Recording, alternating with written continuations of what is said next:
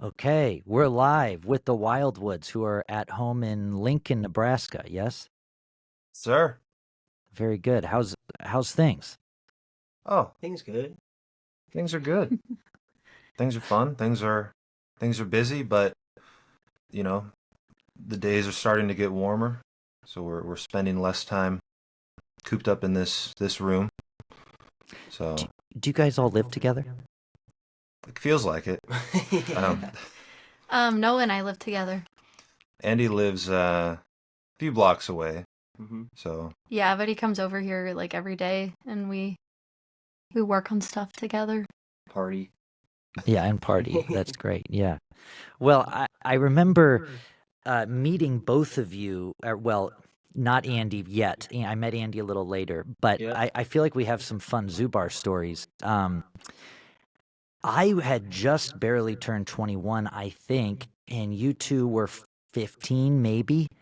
Had recently started dating, and I think you guys were playing like the Friday afternoon club at the Zoo Bar or something, and then my band was playing the late set.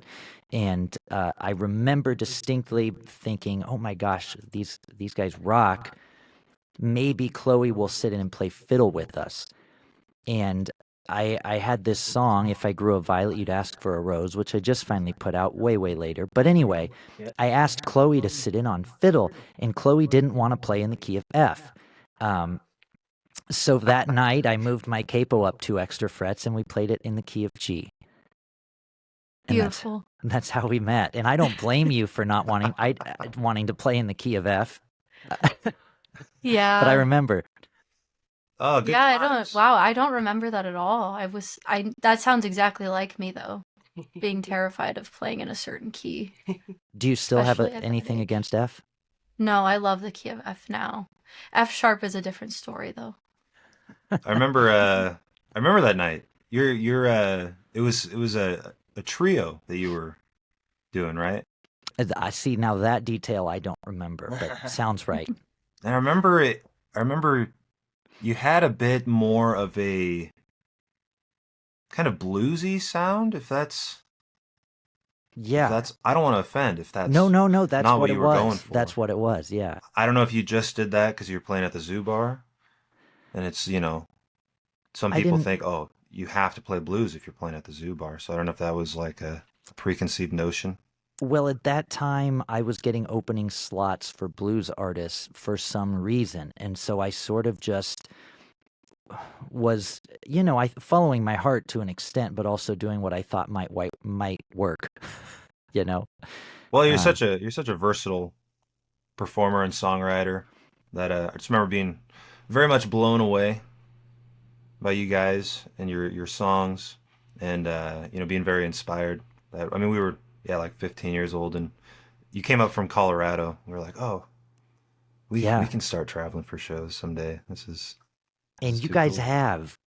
You've traveled a long way and have been together a long time, both as a band and as a couple. And you guys have been playing with Andy for a long time too. Um, So when you guys started playing together, I believe the story is your parents were teaching at Catholic school, and then you started a band with Chloe's brother called the Wildwoods, and then at a certain point, Andy jumped in. Am I getting this right? How did this all start? Yeah. The Catholic school teacher thing is spot on. Chloe and I, our mothers, both teach at different Catholic schools. Because in Lincoln, there's like 6 or 7 Catholic grade schools, and then everybody comes together in a very socially awkward way to one high school. But we went to different grades. All three of us went to 3 of these different grade schools, Okay. and so we would meet. We met each other through mutual friends, and We lived in the same neighborhood, like our whole lives, but we didn't know it because I didn't go to the same Catholic school that was in our neighborhood because my mom was a teacher like across town. Mm. Um, and so yeah, that's kind of, I mean, it was awesome because we lived like down the block from each other, so we could just hang out all summer and just play music. And we met Andy in high school, but he didn't start playing with us until like right after high school. Well, I guess right after he got out of high school. hmm Or wait, yeah. were we in high school still? Well, So Andy played. Oh yeah. Because 2017. Andy played in a band called Scarlet Streets in high school, Mm. and they were like the mean rockers. You know that if you saw them coming down the hallway, you should just put yourself in a locker already. Yeah. You know, and so that band disbanded once people went to college. They were the And cool kids. I remember the first time I ever spoke to Andy, I was wearing a t-shirt. Maybe it wasn't the first time we ever spoke, but it was the first time I remember being like, wow, he's really cool. Mm-hmm. And I was wearing a t-shirt from the band Phoenix, and it doesn't say their band name on it, it just has like a picture of a peach. And Andy was like, wow, I really like that band. I like your shirt. And I was like, he knows who that band is. That's really cool. That was on my indie Spotify Discover playlist. Did they have that back then? No idea. So are you a little bit younger, Andy? I'm a grade older. You're a grade older, I see. Yep. I see. Very good. And you guys have been playing together ever since. And I do kind of find it amazing because I think the stat is like 55% of good marriages end in divorce or something like that. First marriages, excuse me. Yeah. But I've like 0.0001% of 14-year-old sweethearts live happily ever after. Not that I know all the inside scoop, but it's you guys seem like you're doing the thing and it's still the same band name, and I love it. It's awesome that you're still doing it and having a lot of success as well. Thank you, Andy. I appreciate it. Thank you. You know, I think we've just developed good ways of communication for the type of work that we do. You know, we're together all the time. We're working very closely on very sensitive subjects and topics, and so it's very important for us to be able to not have to hold back we're not, like verbally abusing each other or whatever, not that type of thing, but it's, not hold back in terms of like, be honest about our feelings or about what we're thinking at all times. And I think that that's part of the reason why we've been able to do this for so long, is just because we've kind of just developed this way of thinking and communicating. Yeah, I think like you and I, and also Andy, I mean, not included in our marriage, but we're good at different things, and I think those things complement each other, and we all kind of understand what each other is good at, and just try to use it to our advantage to just like keep this thing going and keep enjoying what we do. Like that's the main thing. We're all taking advantage of each other, but we're all okay with it. Yeah. Who's good at what? I'll let you say. No. Let's see if you know. That was a marriage jab right there.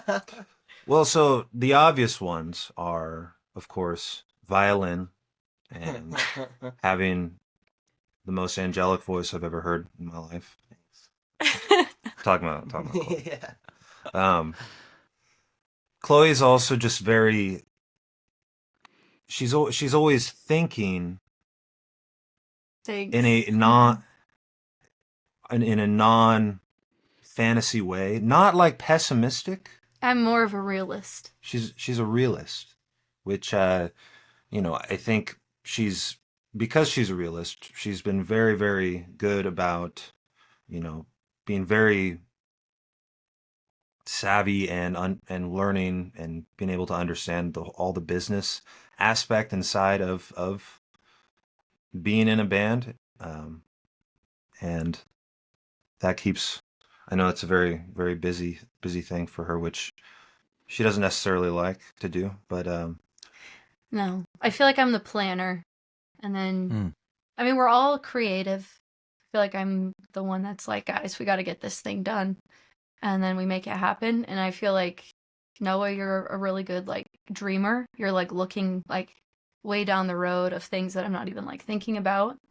And I'm like, well, wait, we got to do this step and this step before we can get to that step. But I feel like a lot of the things that we end up doing are like just kind of, I don't know, taking a chance and doing things on a whim, like going on a month-long tour. Like in my mind, I'm like, oh my God, that sounds crazy. We cannot do that. But then you're like, come on, let's just do it. And then it Come works out. on. I feel like you have to have a balance of that. Yeah. And then I feel like Andy sits in the middle because he like balances both sides out. And you're a very good person at like seeing both perspectives and giving like another input when like one of us can't see where our idea is like faltering, I guess. You know? Yeah. Well, and Andy, what's that dynamic like? I mean, in some respects, you're a third wheel, but the three of you are all best friends, right? I mean, do you ever have a point where you feel like you've got to take sides, but you know, in a musical argument or anything, and how does that go over when you've got to, you know, get in the middle there?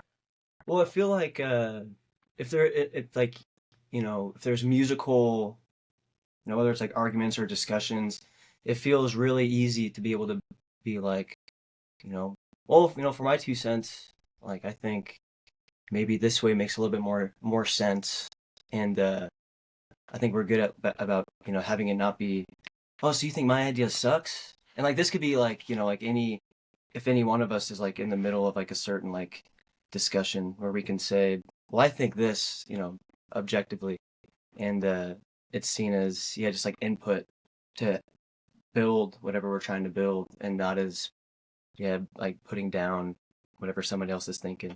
And so which isn't the case with a lot of people, I imagine, especially in a creative sense, where when you're making these honestly kind of subjective creative decisions, things can get real testy with the certain personality types. But yeah, I think we've just been doing it together long enough to where we all kind of know that giving an opinion on something isn't a putting down of something else, but it's just a conglomerate of our minds. Yeah, it's very rare that there are hurt feelings.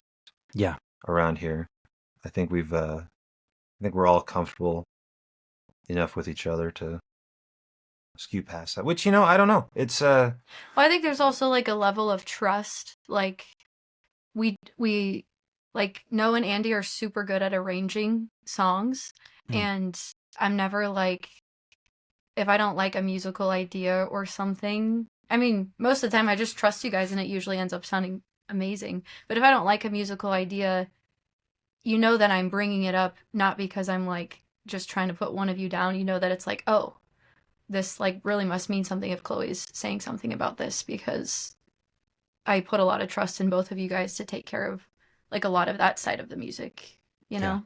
And it's always a sign of like caring.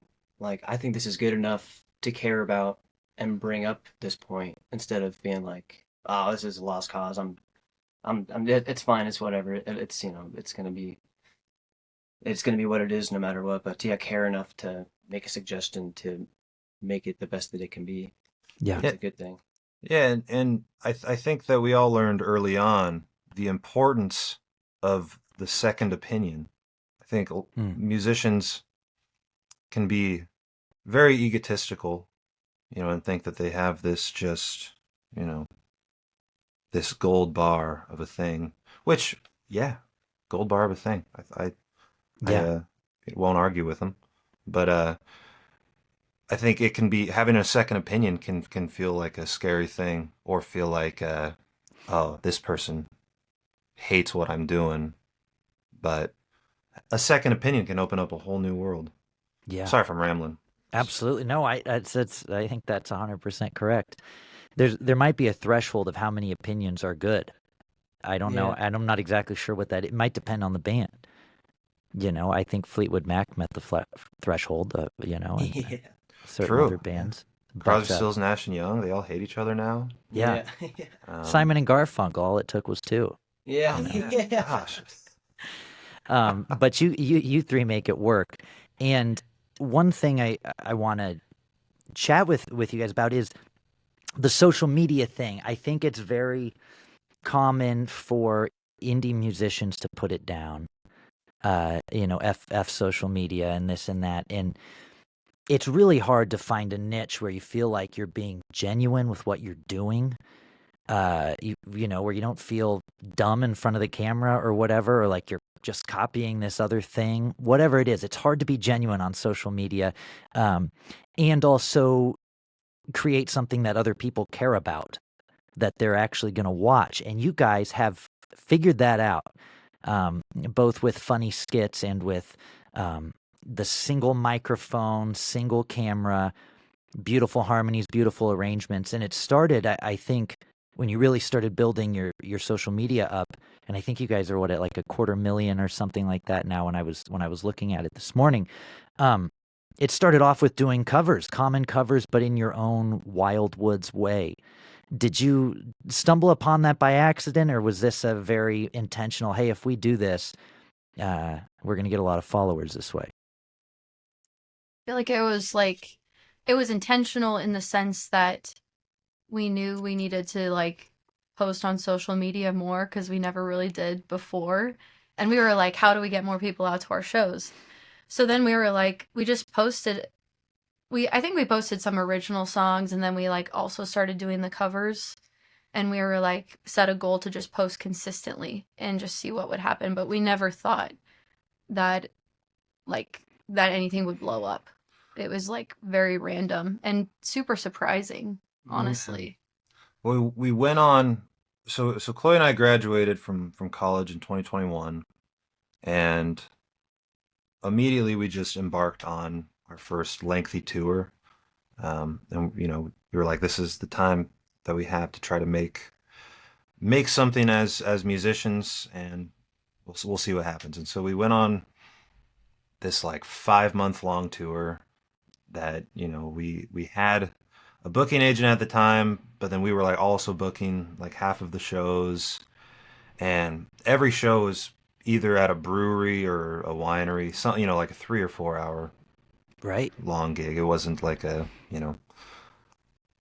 like a listening room. Yeah, nothing. It wasn't a show, it was a gig. Right, Yeah. right. And we would have a couple shows like that were like listening room style, and it was always those shows that we were like, oh my gosh, we got to start playing more things like that. And we embarked on a few of these lengthy tours, and then the next year, in summer of 2022, I told Chloe and Andy, because we're having a lot of rehearsals with him about joining us full time, and I told them, I said, if we post on TikTok once a day, I guarantee you, a year from now, we will at least have 10,000 followers. And they were like, man, you're crazy. Social This media? was all your idea. Well, it wasn't all my idea. It was you just... kind of sparked it, though. Yeah. I kind of sparked it.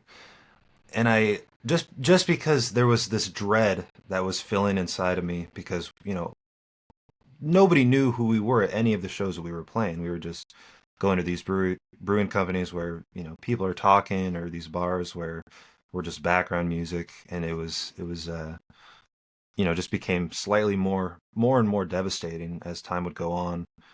And I just felt like this is the modern way. I had rejected social media for a long time. I was like, well, this is the modern way. We have to take part in this. And so we just, we got together and filmed a handful of videos. And then it was October of 2022 that we posted we had a few videos do decent before that, but it was when we posted Home by Edward Sharpe and the Magnetic Zeros that one really helped us take off, which I remember watching the video and not wanting to post it, just because the song is for a while you heard the song everywhere. Yeah, right. And so I wasn't I very much appreciate Edward Sharpe and the Magnetic Zeros as a group. They have a lot of great songs. Why that's the one that's played 100% of the time, I don't know, but I was like, oh, we can't post this. This is cheesy, I don't know. And so we posted it, and that's all she wrote. Yeah, and I remember it was like just initially on TikTok that we had a lot of followers. We didn't have like followers really on Instagram or Facebook, nothing else. And at the time, we went to the Folk Alliance Region Midwest thing that year because we wanted to find a booking agent. We were like, okay, our TikTok blew up. We have to like try to book a tour now, and we don't want to book it ourselves. That was in 22. Yes. Mm-hmm. I think I was at that one too. Yes. Yeah, you were. Okay. And I remember we sat down. We had a meeting with one of the booking agents there, like a little mentor meeting. Mm-hmm. And one of the biggest things she was saying was you have to really try to grow your social media for a booking agent to notice you. And we were like, oh, we have TikTok. And she was like, oh, nobody really pays attention to TikTok. Yeah. And so we were like, oh my God, boy. okay, what do we do? And I think at the time we had like 2,000 Instagram followers. Uh-huh. So then we just started posting everything that we were doing on TikTok also on Instagram, and it blew up. Like different videos were blowing up on Instagram than the ones that were on TikTok. Interesting. Yeah. It was okay. So when the cover of Home gets posted on TikTok, do you remember how many new followers you got from that, or when you posted on Instagram? Was it? I remember on Instagram, it was over the course of a week, we went from 10,000 to 100,000. Oh my gosh! Yeah. So 10 times from one video. Yeah. Wow. Yeah, and then like, and also it's so random which videos like do better than others. Like we did a cover of the Drifters version of White Christmas like a year or two ago. Yeah. And that got like a couple million views, and then it like boosted our followers up by a lot again. Mm-hmm. A lot of Brazilian followers. In Italian, they like that one for some reason. Oh, sorry. Are you planning tours to Brazil or Italy? Not at the moment. That'd be cool. Someday. Yeah, hopefully. So you've built up this social media presence, and you still post this stuff. And then I've started seeing funny skits, which I appreciate because I know you guys and you're all jokesters. And I was watching one the other week where Andy kept pulling objects out from the back of his bass, and I just thought that was hilarious. I don't even remember if you were promoting a show or a tour. I don't even remember what, but the video was so funny, and I don't usually rewind. I'm Yeah. Oh yeah. like everybody else, but I did rewind that one. I was like, what is he? How are they doing that? And you had the angles worked out just perfectly. Has it become kind of fun for you three now to, beyond just posting the songs, to come up with little skits and ideas to do? Totally. It's fun like in the moment of doing it, but usually, quite honestly, like the only reason we do stuff like that is to promote something. Like that was to promote our album release show coming up. And in the moment, it's like we're sitting down. I'm like, guys, we got to do something to sell more tickets to this show. I'm stressing out. What are we going to do? And then we're like, okay, let's just do this little video. And it was fun while we were doing it. But before, like, leading up to it, it's always kind of stressful, I think, just with, like, how little time we have at home. Because we film a lot of stuff here and just have to, like, work on always the next thing. So doing things like that, it kind of fills the cup back up a little bit. Because, like, in the moment, it's like, oh, yeah, we're human. Like, we're funny people. This is like, a fun thing that we're doing. And social media can be so soul-sucking sometimes, where you start like asking yourself questions like, oh, this is like the kind of stuff that I want to do, but maybe this is the stuff that would be more strategic.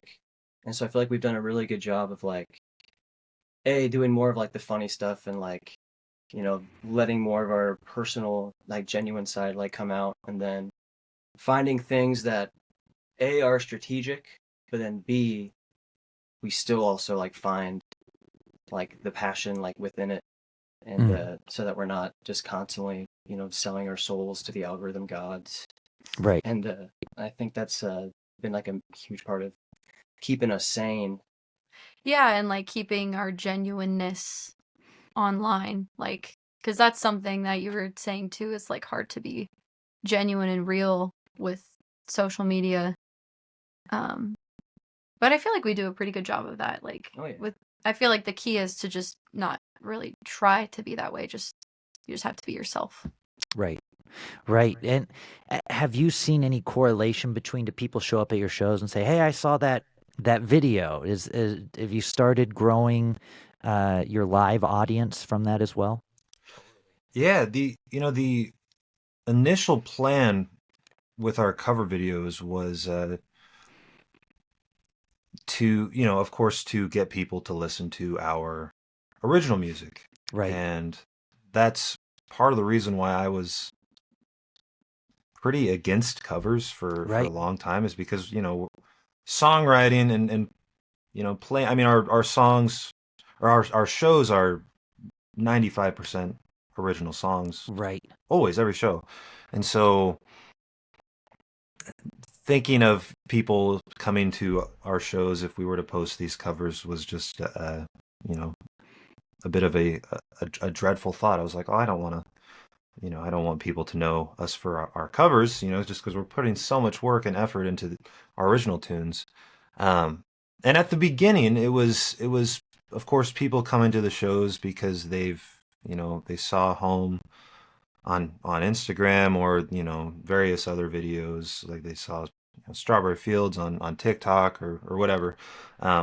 But it seems the ball is turning a bit, because we've had over the last few months, when somebody tells us that, it's mostly because they saw a video of our song Sweet Niobrara, which is very much, I mean, I love, the internet is such a vast thing that any way we can get our no, not any way, but any sane way of getting our music out to people, I'm appreciative of them latching on enough to come to a show. But just the fact that people have started to come to our shows now because of our original music is definitely a much more fulfilling dream come true, I guess. So you've been able to, maybe people jumped on some of those cover videos. You feel like you've been able to convert them and they're enjoying the original stuff too. Yeah, I feel like that's a big part of the formula of like Gregory Alan Isakov. We love him, and we're not just like doing one of his songs to be strategic. We're like, oh, we love this song, let's do it. But there's also a little bit of a notion of like, you put that song at the end of a hook, and you're like, go to the fan, like, yeah, get your Gregory Alan Isakov, and then boom, here's an original song now. Yeah. And hopefully, even if 10 people, like the cover, and then even if just like 2 of them are like, oh, I like this original song too, then it's all worth it. Well, and I all the covers you guys have done sound like, I mean, you do them like the Wildwoods would do them. I notice it's not like, we're gonna play it note for note like the original or whatever, right? You do it the way that you would do it, which is really cool. Thank you, Andy. Yeah. I think it was it's been a month or two now, but I saw you guys were going through. I don't remember. I think maybe I was looking at the Ogden Theater schedule or something and saw you guys were playing. I saw you were doing a whole tour supporting Watch House, formerly Top House. Top House. Yeah. Oops. Top House. That's been a common mix-up. Yeah. And I think it's because they're both big. Yeah, we either, we're huge Watch House fans, but we're also, of course, we're all big Top House fans now, especially after having toured with those guys. But yeah, that's been a common mix-up because they sound so similar, of course. Anyway, I didn't mean to interrupt you. Well, no, that was a really good interruption because I said the wrong name. How did that come about, and what's the aftermath of that been like? I mean, the Ogden Theater, some of those rooms are 1,500 cap rooms you guys were playing in.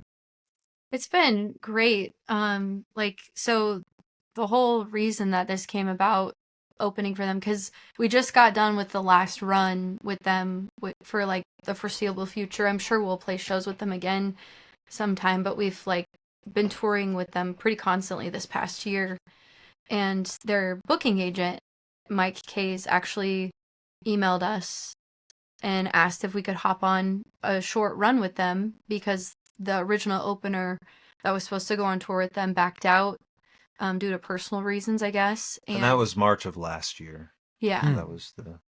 And we were, we got the email, we were about to go to Folk Alliance, and Mike was going to be there, their booking agent.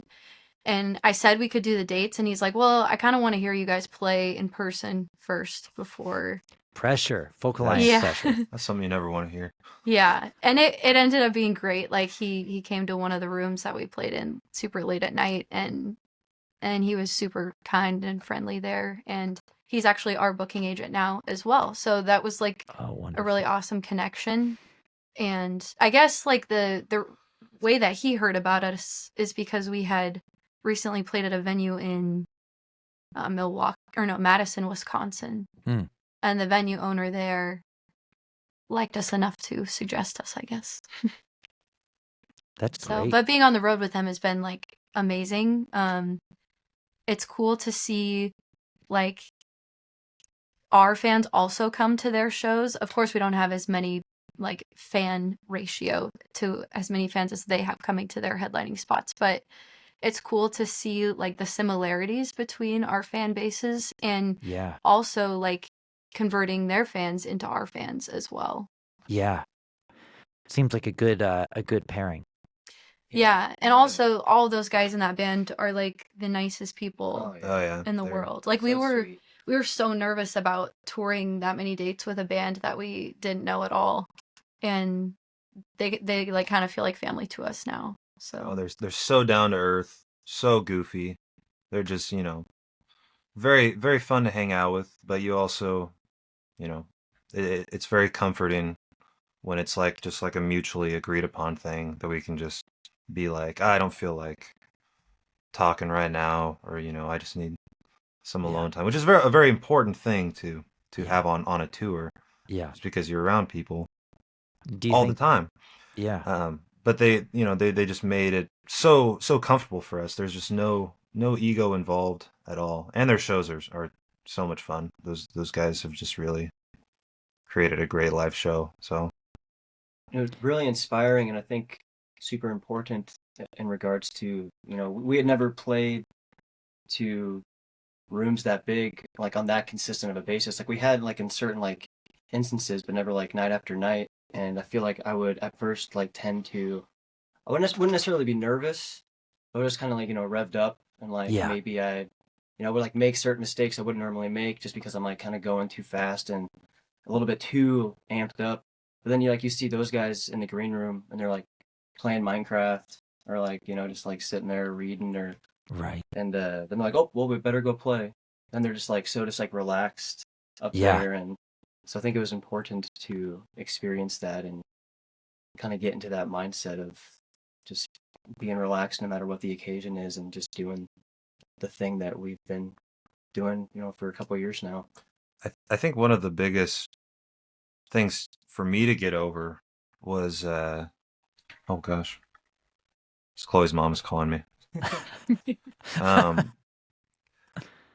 Most of our shows, pretty much all of our shows are seated shows. All of their shows, people are standing, so we would come on stage and I would just have the mindset of, oh gosh, all these people are hurting their legs for us to play for 45 minutes. That's before kind Top of you. House. Yeah. Just because my legs hurt when I'm standing, at a concert. And it took a while to get over that. Just for some reason that made me a little bit more nervous, just having everybody's just standing in the audience. I mean, it gave the show more energy for sure, but it was just a hump to get over. So That's interesting that you mentioned that. But you were saying similar demographics, like you could see where those people would come out to your headlining show as well. Do you plan on continuing to make people's legs hurt? that's actually our ultimate goal in Yeah. in doing this. Well, I'm glad they're such nice folks, and maybe they'll forgive me for calling them Watch House. Yeah. We're actually working for Big Wheelchair. Trying to hurt as many legs as we can. Oh my goodness. I'm sorry. what does that mean? We're industry plants for the big wheelchair industry. Yes. Yeah, you're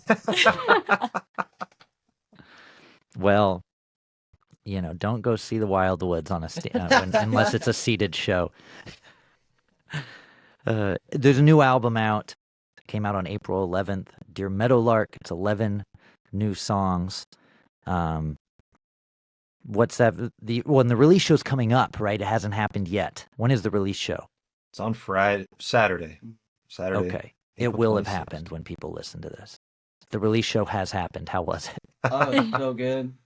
Oh, it's so great. We heard so many legs. Like that Stephen King movie. Misery. What is that like doing a headlining show it's in Lincoln, yes? Doing a headlining show in your hometown, is it relatively effortless to sell tickets at a club, or are you still begging all your friends to come out? What's that like doing a local show? Well, I mean, tickets are pretty much almost sold out for Amazing. Saturday. Yeah. I'm very hopeful that they will sell out. But like, we haven't played at home in so long. So I don't know. Well, it's been fairly effortless, I guess. You know, I mean, there's Yeah. no, I mean, we still, advertise and whatnot, but this album release show was sort of not a last minute thing per se, but there was just some mix-ups with Some audibles. with a couple of the larger venues in town, and so we're doing just like a 150 seat show on the rooftop of this German bar downtown. Cool. And so we decided, I mean, we started advertising maybe a month ago, I think. Yeah, I And guess so, you're right. Now that I think about it, like, we don't ever really stress about like selling tickets or like making sure that people are at our shows when we play at home, because I feel like we've built like a wonderful fan base here. Yeah. And even like 2 years ago when we released our last album, we did it inside of a church, and I think that was like a little bit more nerve-wracking for us because we were like, our social media had just like gone viral, and we're like, oh my gosh, I hope like these fans are real and people are actually going to come out to this show. Yeah. And then it was just like so surprising to see how many people came out and from like how far people came. Like there were people there from Texas that drove to see us. Wow. Yeah, and just like all over the place. we were also worried about that show being in a church, just because, there's no alcohol. You can't smoke with your buddy on the back deck. You got to stay put in the pew. And so we were a bit nervous about that, but that ended up being, I think, my favorite show we've ever done. We have a full video on YouTube of that show. We had a string section with us, 3 viola players and 3 cellos.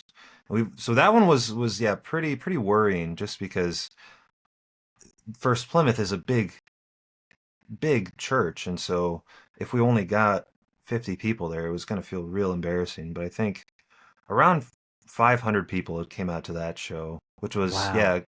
majority of the people there, I think, though, were people in Lincoln that we've just met throughout the 10 or so years of us playing around. There was the people that came from out of state, or because of our social media, was pretty low, I guess, at least compared to the Lincolnites that were there. I don't mean to. I'm not trying to tell you you're wrong, Clint. So. No, I'm not. I know I'm not.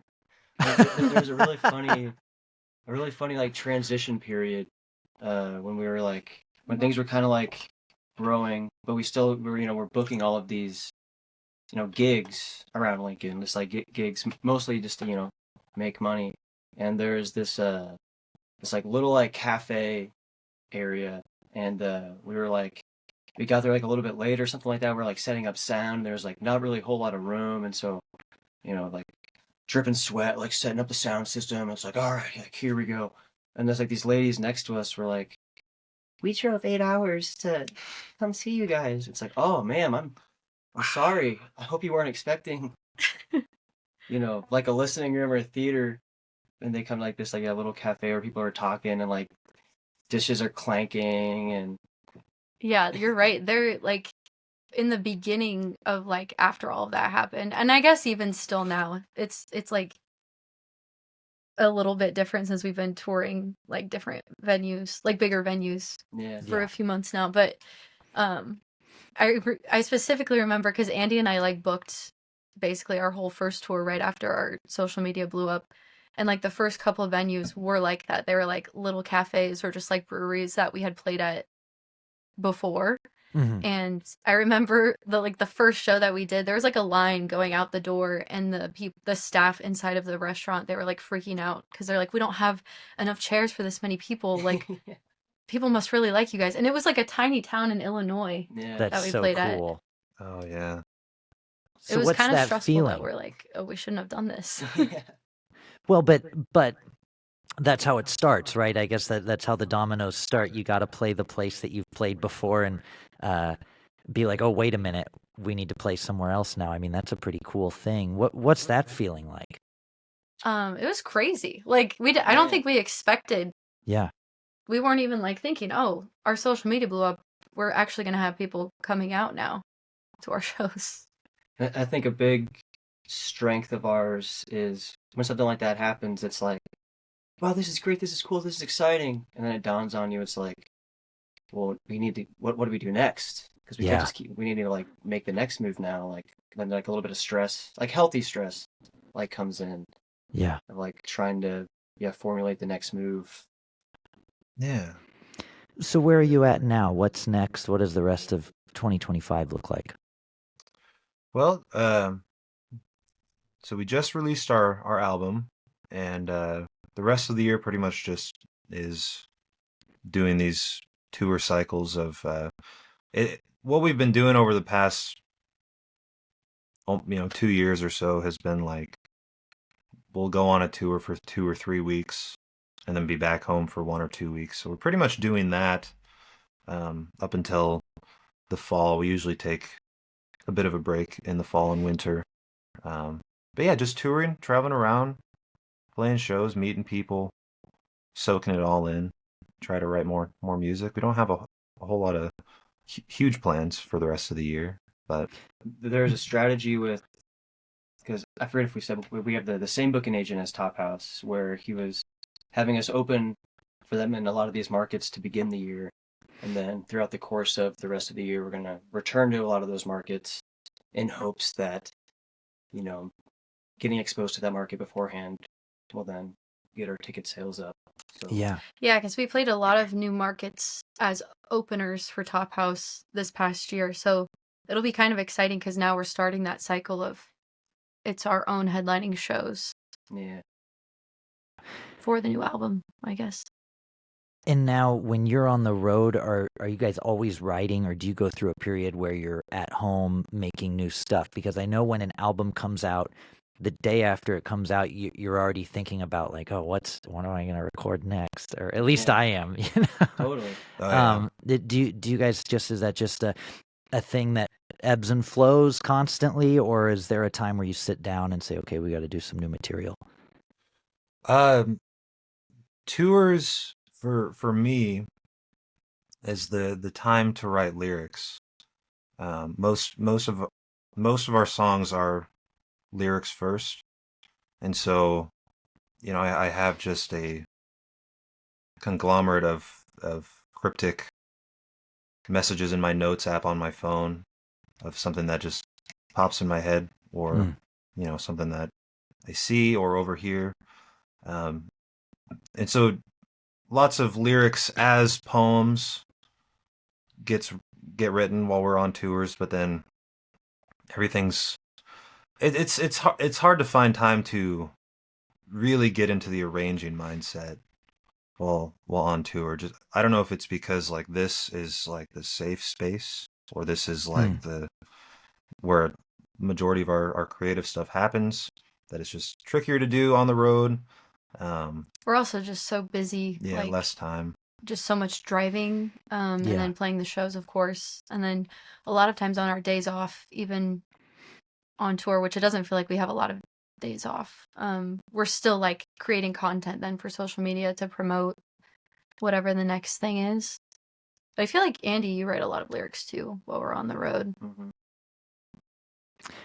It's interesting that you guys are lyrics first. I feel like most people I talk to are the other way around, and I know you guys are great arrangers. And was it you as a composition degree from Lincoln, Nebraska, University of whatever it's called, Yep. the Cornhuskers? Andy and I were both in the comp both in that department at program. UNL. Wow. So I would have pictured you guys being music first for that reason. I feel like that might be the reason why we are lyrics first. Interesting. Is I think that there was UNL was great. It was a phenomenal school. Really loved UNL. All the people and professors and teachers are really phenomenal. But it made me feel a lot of times like doing Wildwood stuff or songwriting type of things is should be taken less serious. Nobody ever told me that. That was just for some reason what I felt was being put in my head a lot of times. Not by the comp professors, but just by the school in general, I guess. I don't know. And so Well, it's like the environment. I feel like maybe Berkeley's probably not like this, but like music school, I don't want to say anything derogatory, but it's like the same feeling like for violin music too. Like it felt like anything but classical music. If you were playing something other than classical music, that was like supposed to come second, and that cannot be like the focus while you're at school. Right. But there was like a time where I just went through my thoughts about songwriting and just tried to really kind of pinpoint my process, both for writing and listening. And it's lyrics that are really the thing that latch on to me, at least. And so I always feel more attached to a song that I write, or feel like a song means more to me when the lyrics are first. And there's not, of course, when I'll still write songs where lyrics come second, but it always feels like I'm fitting them in, which there is, of course, some rhythmic, variation things to do with already written lyrics, but yeah, I don't know. For me, it just feels like the song means more, I guess. When Or like when I do the lyrics inspire the music. Mm-hmm. Yeah. And you don't have to worry about like a preconceived notion that the song brings. You can scalp the musical arrangement around the lyrics. Yeah. Very interesting. Andy, were you at the Zoo Bar on the Snarky Puppy Night? Yeah. Okay. Were you all there? I remember Andy sat in with us. I don't think we were doing something. Was it like something at the Lead Center? Or I guess that was Snarky Puppy. I think Chloe and I were on a tour then. Okay. Because I remember Snarky Puppy, it's pretty rare that cool artists come to Lincoln. I mean, cool artists do come to Lincoln, but for some reason there was like a wild amount of cool artists coming to Lincoln while we were gone. And I just remember. And you left Andy at home. And we left Andy at home. So. There was like a period of time where Noah and I were finishing like our duo touring time. And while I remember we practiced with you and we're like, all right, we're going to be a trio when we get home. And you were in school still. I think this show might have even been, because was this pre-COVID? Yeah, it was. It was. This is when I'm thinking of somebody else. I was a construction project manager at the time. Okay, so we just... Well, then disregard. I don't know what the fuck we were doing. we just missed the show then. Well, wait, take that word out. Yeah. I shouldn't have said that. Well, it's okay. It's an explicit podcast anyway. Hopefully it's not just because I just said that. Yeah. No. I mark them all sorry. that way just in case. No, that's okay. You know what? I had Andy Frasco on a little while ago, and every other word was a curse. Yeah. So it happens. Well, I was just wanted to bring that up because I thought that was you. And I don't know, I can't remember all these darn trips through the years, but we were playing my band was playing at the Zoo Bar in Lincoln. Andy was there, sat in with us. There was a drum malfunction. The Snarky Puppy guys were at the bar just drinking. And they came and helped put the drum kit back together and like sort of sat in. There was like 2 or 3 of them playing the broken drum kit as we were fixing it, and Andy was up jamming on bass with us. That's cool. That video kind of circulated around the scene for a while as being kind of a legendary moment. Well, they called us a country band and didn't tag us That's in their right. Instagram post, and I was a little ticked because I thought no. it would take Snarky Puppy very little effort to figure out who was playing that night and tag them. What the Darn heck? it. It's okay. It's okay. I had another Snarky Puppy moment at the Zoo Bar after Corey Henry played for, what was it, Lincoln Calling. Calling, like this little festival thing, and then our good friend Malcolm, his band Das Dat was playing at the Zoo Bar afterwards, and like was there listening, and Corey Henry was at the Zoo Bar there also listening and like talking to some people, and I'm like, I was about to leave. I'm like, oh, there he is. And his like back was turned. And it was loud. There's a lot of stimuli happening. So I'm like, I'm gonna tap him on the shoulder and, hey man, big fan, blah blah blah. Tapped him on the shoulder. Hey man. And either he didn't feel it or he felt it and didn't care. So he like didn't turn around. So I was like, oh. I stood there. I was like assessing the situation. I'm like, Should I tap him again? I'm like, hey man, I just want to. Oh, okay. I'm gonna go. My buddy was at the bar, had like a perfect view of the entire interaction. He was like, Andy, I saw your soul leave your body, not once but twice. Oh my goodness. You're like, I'll just go die now. I'll just go. I'm sorry. The Zoo Bar is always the place where it seems the known people congregate. There's this story we hear from older people in the scene all the time about Gillian Welch and David Rollins just doing a spontaneous show at the Zoo Bar with Connor Oberst in like 2005, maybe? I don't even know crazy. when it was, where they just they were recording, I believe, with Connor in Omaha, and they just decided to just do it. And, people have pictures, and so, these things don't happen super often around here, and so we hear that story from somebody at least twice a year. We're like, well, we know, you're like, the 30th person to tell us this. Legendary bar. Been there for Legendary a long time. bar. Oh, yeah. But anyway, did we leave out anything? Was there something else we were supposed to talk about? Did we cover everyone's life story? Gosh, listen to the album if you want. Mm-hmm. I mean, you too, Andy. I was just mainly, your listeners here. Yeah. So we put a lot of heart and soul in this album, and we're pretty proud of it. So, yeah. Thanks for having us, Andy. Dear Meadowlark came out on April 11th. Go listen to it. Thanks for doing the episode. I appreciate it. Of Yeah, course. thanks Thanks for for having having us.